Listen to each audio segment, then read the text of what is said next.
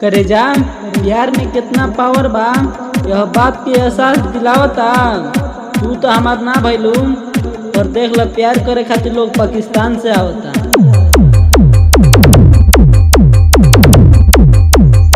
जिला जवार में नाम इनकर केहू ना रहे टक्कर में। अरे जिला जवार में नाम इनकर केहू ना रहे टक्कर में। प्रकाश निषाद बर्बाद हो गए ना एगो लड़की के चक्कर में।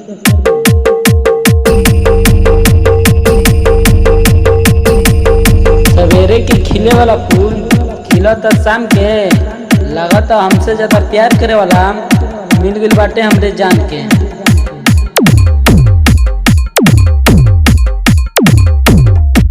जान से ज्यादा तो से प्यार करता नहीं। ये बात के तू लुकवाओ तलू मालूम चल गइल बा ये हमर करेजा तू केहू और से बतियाओ तलू।